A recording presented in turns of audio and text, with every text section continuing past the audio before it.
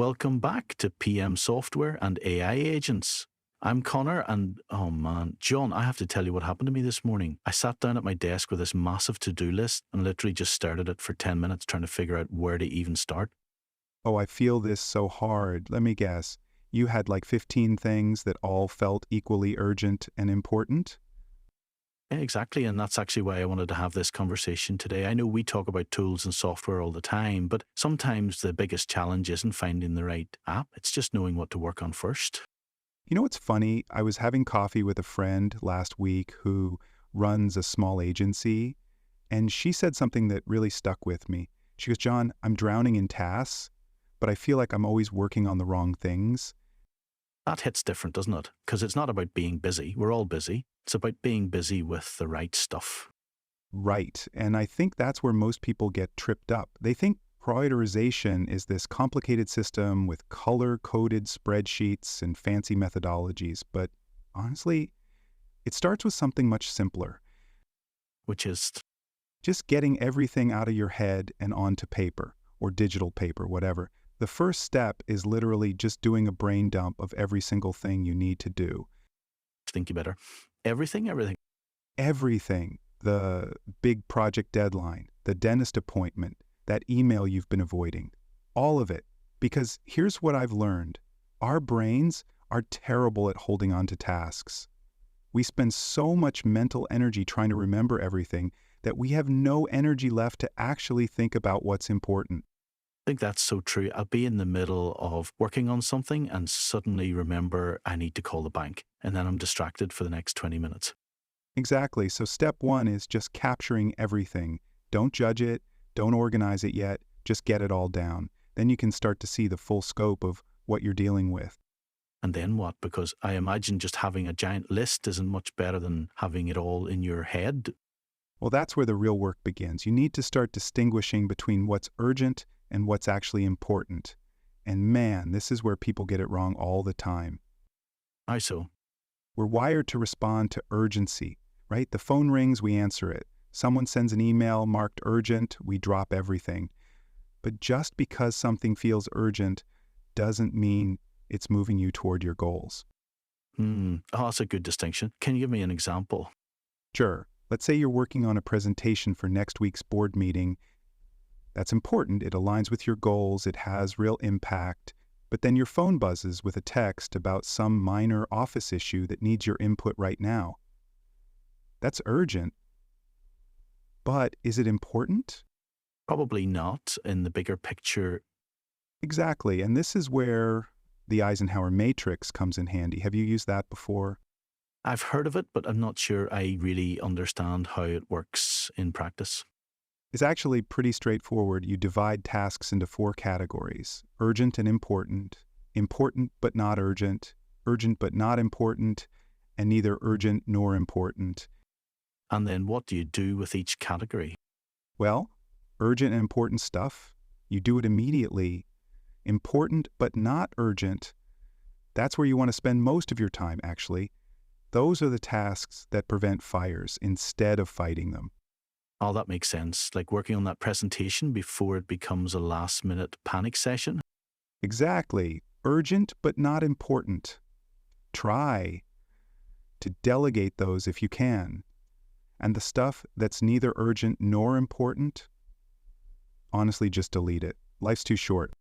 I love that framework because it forces you to actually think about why you're doing something, not just react to whatever's loudest.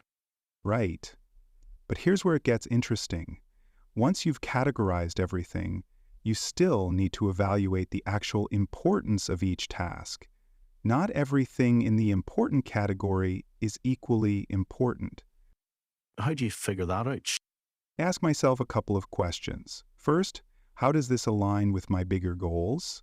And second, what happens if this doesn't get done? Sometimes the answers surprise me. I bet they do. I feel like we often overestimate how critical certain things are. Oh, absolutely. There's actually this concept called the Pareto principle. You know, the 80/20 rule? It suggests that about 20% of your efforts produce 80% of your results. So you're trying to identify those high impact activities. Exactly. And once you start thinking this way, you realize that some tasks on your list are just busy work. They make you feel productive, but they're not actually moving the needle. This is making me think about effort too, because sometimes the most important thing is also the hardest thing, and it's tempting to do easier tasks first just to feel like you're making progress. You're touching on something crucial here. You absolutely need to consider effort when you're prioritizing. I like to estimate whether something is low, medium, or high effort, and then balance my day accordingly. What does that balance look like? Well, if I stack 3 high effort tasks back to back, I'm going to be fried by lunch. But if I do all easy stuff, I might feel busy but not accomplish anything meaningful. So I try to mix it up. That's smart. It's like pacing yourself through a marathon instead of sprinting the whole way. Exactly. And that brings up another important point: flexibility. Your perfect prioritization system is useless if it can't adapt when things change. Which they always do, right? Always. I used to get so frustrated when my carefully planned day got derailed by some urgent request. But now I build in buffer time and expect that priorities will shift. It's just part of the game. How often do you revisit and adjust your priorities? I do a quick review every morning and then a deeper look at the end of each week. The morning check is just, based on what happened yesterday or what's coming up today, do I need to shuffle anything around? And the weekly review? That's where I look at the bigger picture. Did I focus on the right things this week? Are there patterns I'm noticing? Maybe I'm consistently underestimating how long certain types of tasks take. That's really thoughtful. Now, here's something I struggle with. When do you just not do something? Like, when do you eliminate tasks entirely? Oh, this is huge. And honestly, it might be the most important skill of all. Sometimes the best way to manage your task list is to make it shorter. But how do you decide what to cut? I use what's called the 4Ds: do, delegate, defer, or delete. For every task, I ask, does this need to be done by me right now? If not, can someone else do it? If not that, can it wait? And if none of those, maybe it just doesn't need to happen at all. Imagine the delete option is harder than it sounds. It is. We have this fear of missing out or letting people down. But here's the thing. By saying no to the wrong things, you're saying yes to the right things. Your time is finite, so every task you eliminate frees up time for something more important. It's a powerful way to think about it. What about this concept of tempo that I've been hearing about? How does that fit into prioritization? Oh, tempo is interesting. It's basically about finding the right pace for completing tasks based on their urgency, importance, and the effort they require. It's not just about what to do, but when and how fast to do it. Like, not everything needs to be done at breakneck speed. Exactly. Some tasks benefit from careful, deliberate work. Others need to be knocked out quickly so you can move on. The key is matching your pace to the task's actual needs, not just defaulting to urgent mode for everything. And I imagine this ties into knowing your own energy patterns too. Absolutely. I'm a morning person, so I try to tackle my most challenging, important tasks when my brain is fresh. Afternoon me is better suited for administrative stuff or quick calls. That makes total sense. Work with your natural rhythms instead of fighting them. Right? And be honest about your peak performance times. Everyone talks about being productive all day, but that's not realistic. Better to align your most important work with when you're at your best. Let's talk about some of the frameworks people might have heard about. What's the deal with the 139 method? Oh, that's actually more of a meeting structure than a task prioritization method. It's about how to present ideas efficiently. 1 minute for the pitch, 3 minutes for details, 9 minutes for discussion. So not really about daily task management. Not really, though the principle of structured thinking can be helpful anywhere. But for task prioritization, you're better off with the Eisenhower matrix or priority levels. You're speaking of priority levels. What's the most useful way to think about those?